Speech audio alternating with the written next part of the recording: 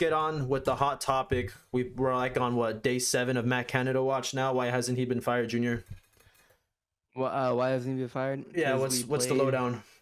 We're too mediocre, to be honest. It's here's the problem I have with a lot of Steeler fans, especially Rian right here, is they don't understand that in the NFL especially, where like you almost get rewarded for not taking big risks, or more like you don't get fired for not taking big risks, right? So if we really wanted to see some actual change within, our coaching structure and organization, we would need things to go really, really bad, right? And for that to happen, we need to go from something working to just it being complete dog shit. But what's happened in the Steelers organization as a whole is we've gone from something working really, really well Credit to to, Big Ben keeping the offense afloat for 10 plus years just on his own, I'd say. yeah, and like not even just Big Ben, but even like this goes through ownership and through management and through like scouting and general management, right? Like we've had the same general manager for what, 20 years until we got Khan this last year. Yeah, And then we've had the same owners for what, last 60 years? the whole time, yeah. Longer? The The whole whole time? 90 years. The whole same 90 family. years? Sure. But like since nothing terrible is happening, we're just kind of like sticking to what we know works.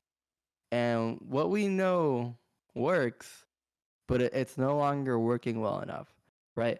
So we're just kind of settling for okay at this point. We're going 9-8, and a lot of people will turn this into like, okay, well that's actually really good with the amount of talent we have on our team and the expectations we had coming in. The youth And of the sure, team, yeah, I'd say. and sure it is. And if the Steelers were, here's the thing, if the Steelers were a better organization, they would fire Matt Canada. If, everyone, every single news outlet, every single sports outlet, like they really, really praise the Rooneys for consistency and for not panicking or anything. But what we need to be praising in an organization that does very well is decisiveness and knowing when someone is at their ceiling and knowing when that ceiling is no longer good enough. And Matt Canada is not good enough. Yeah, we got to 9-8, but that was carried off of our defense playing a lot better, us playing way worse teams, and it shows in our scores, right? I think we averaged maybe like 3 more points in the second half of the season, We averaged, at the end of the year, I know the average was 18 points a game with everything. right? Like that's not very good.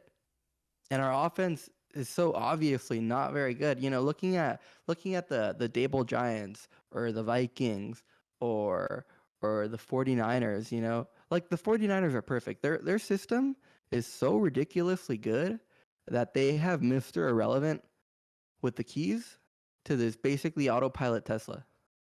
And they're going. It's totally good, All right. right? They Okay. they look fucking they're flying, dude. The system is so good that loser, this effectively loser, this guy that was supposed to be career backup, if that, is throwing 3 touchdowns, 300 yards in the fucking playoffs.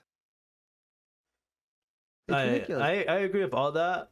One thing I think is my hopes in the Steelers is they shouldn't be satisfied with 9-8, right? Exactly. No, I'm That should saying be just the fact where our offense ranked, despite how much growth they've shown. Because honestly, it's just the reason they improved was credit to the O line coach. Honestly, that's the number one. But the young core that we had continued to get better, and that was honestly the most important as well. But being just where they ended up ranking, just how bad they looked at the beginning of the year, should be grounds for firing Matt Canada. I know there's always this bullshit Steeler way. They're not gonna fire a guy, and that just goes back to, I guess, just how they pinch their pennies, the front office, just the ownership. You know what I mean?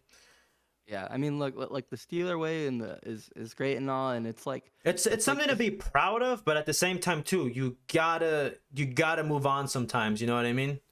Yeah, it's like the American dream at this point. Like you kind of like, it's like, oh, like everyone's looking towards this ideal that has worked in the past, but we need to make some serious changes for us to get back on track and for us to make that a reality again. Like the Steeler way, first and foremost, should not be, oh, we don't make changes for our coaches. Oh, we write out contracts. It should first and foremost be the Steeler way is fucking winning. All right. It's not a style of play. It's not hard-nosed running and like, oh, fucking crazy good defenses or a steel curtain. It's fucking winning. All right. That's it. That's the Steeler way. It's winning. That's the standard. Any organization that has some sort of standard aside from winning is fucking stupid. It's cope. It's seriously cope for being bad. All right. We shouldn't accept this. The Steelers need to be decisive about what personnel is and isn't working. And Matt Canada is not working. And he's not gonna work. It's so obvious. All right. Maybe he will work in the future. Maybe he will work for some other fucking team. But in order for him to get to that point, he needs to be fired. So that way he knows he needs to change to improve and start working. But like the type of change that we need is not going to happen through continuing to employ him. Right. All three of us have always thought the fire Mike Tomlin, or that Mike Tomlin is the issue. That was the stupidest take. I agree with Rich Eisen when he said Steeler fans are dumb that think that Tomlin needs to be fired. That's honestly just like a racist Yinzer take. First and foremost, that's the crux of it is most definitely that. Mike Tomlin has done nothing in his entire tenure to warrant getting fired. I just think, I mean, I don't think, first of all, they're always the main argument here is that now he has a losing record in the playoffs, right? I think he's 8-9 now or whatever, and I think just way too much went into these past losses, the lack of playoff success. You know what I mean?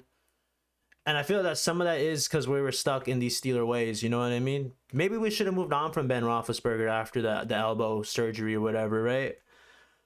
We will never know. We could only look forward. And yeah, I'm glad, first of all, Tomlin got back to 9-8 to shut these fuckers up because they're really quiet now. But my main thing with Tomlin is he should have power to be able to move on from Canada, right? And why hasn't he? Maybe he doesn't have that power. Right, but a lot of them are saying that he does. I don't know. I think it's honestly it's on the Rooneys, like we said in the past. They'll never move on from stuff like this. I think I saw somewhere that at this point after the season, we had already moved on from Haley. We'd already moved on from Fickner. We'd already moved on from who else? Arians. Arians. I think we get to Arians on Monday. Yeah. Or we get to Dick LeBeau on Monday. Or we'd already moved on from Dick LeBeau, and then we get to Arians Monday, and then it's like a week after that we get to. Was it the DC last year? Some other random guy. The UPS driver. What was his name? Keith Butler. Keith Butler. I didn't retire though. I don't know. I think that was a genuine retirement. I don't think that was a forced on retirement like for Dick LeBeau or whatever. Yeah, I'm giving it to the end of the conference championship round. I was 50-50 all this week until about Friday night. Now I'm kind of leaning towards 90-10 that he does get 90 in favor of him staying. Another question, I think I've dropped this in our group chat. Is it reasonable to expect him to improve with more experience? No, I don't believe No. it. Not without being fired first. At least just play calling, situational stuff. Incrementally better, yeah, but not.